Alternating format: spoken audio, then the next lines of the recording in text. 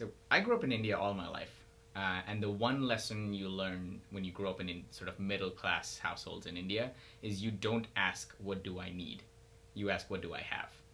So that was probably the biggest lessons I learned from India is resourcefulness. Like work with what you have, don't ask for more. The US was fascinating. I came here in my 20s, and the biggest thing I learned from the US is unbridled optimism no matter what happens. Like there's always hope that this will get turned around. And I think that is so important when it comes to advertising and marketing, because sometimes you can find yourselves in the depth of projects that are just going nowhere and you need that optimism. And off late, Singapore, the thing Singapore gives you is how curious and interested it is in the rest of the world. Because on its own, Singapore survives because it's a global hub. So being a global citizen comes very naturally to Singaporeans.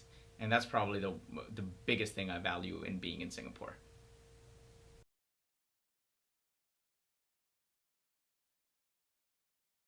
I've experienced firsthand what access to information can do to a person and a country. Back in 1997, I walked into a dingy little place next to my house, and it has the words Internet Cafe over it. And that's fundamentally changed my life. And it's fundamentally changed my country's life.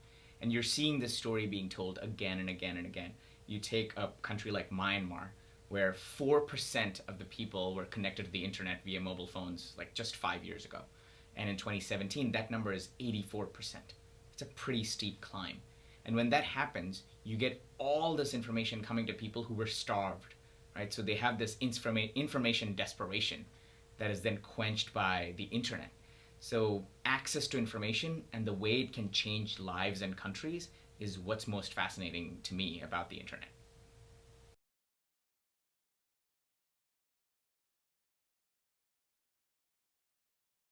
There's so much stuff to consume and read and do in the world. So Patton Oswalt came up with this term called etawaf, everything that ever was available forever. And I feel like we're in that world right now and will continue to be in that world. So when you think about precise curiosity, I brand it as giving up on long-term hobbies and taking up short-term obsessions. So when you go super deep on a specific topic for a short period of time, you come out of there as a quasi-expert. I know that sounds dangerous, but that's the kind of life we need to live because expertise is slowly dying in one particular subject.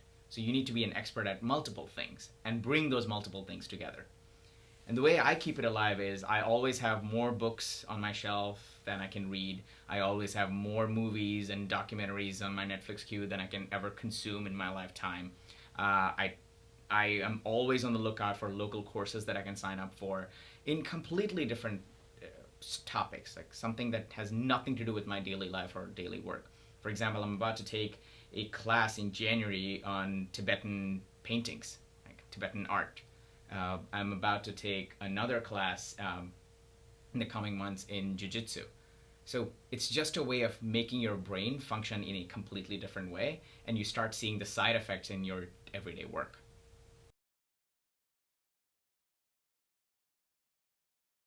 I don't think ally is the right word to use because it feels like you're doing someone a favor. I think of it as investment. If you care about your industry, whether it's tech or advertising or marketing, you need to start investing in growing women faster in the workplace, getting more women leaders, because think about it. 50 years ago, the structures were more hierarchical. So you would have a man running as a CEO who would tell other people what to do. We don't live in that world anymore. The world is way more matrixed right now. So you're working across cross-functional teams. And the biggest skill for that workplace isn't authority, it's empathy. It's working with others and building consensus. And women are proven to be way, way better at this than anyone else. So if we want to survive as an industry, we need to start investing in women today, and we have a huge backlog to cover up.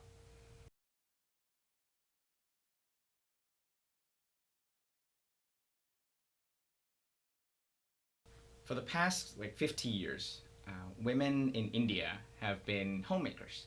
And now they're getting into the workforce in a much, much bigger way than ever before. But what hasn't changed in that time is their workload at home. So there's still people who go home and wash the dishes, wash the clothes, take care of the kids and work. There's a campaign that Ariel, which is a detergent company in India, they ran a campaign called Share the Load. The campaign is all about a father writing an apology letter to his daughter, who is now an executive at a company and is also a homemaker.